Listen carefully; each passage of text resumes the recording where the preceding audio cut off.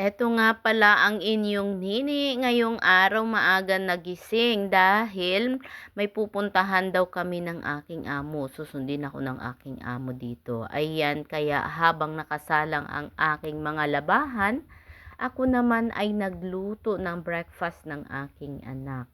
Ayan, para makapag-almusal muna siya bago pumasok sa school. At para makapaglinis na rin ako muna ng bahay bago kami lakwatsa ng aking mga amo.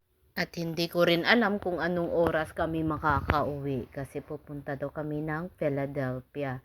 So ayan, nung pagkaalis nga po pala ng aking anak pumasok sa school ay ayan, hugas na ako ng aming mga pinagkainan at ang aking pinaglutuan para bago ko talaga iwan yung bahay malinis na para wala na akong gagawin mamaya. Hindi ko kasi alam, baka gabihin kami, wala na akong time at saka pagod sa biyahe, 'di ba?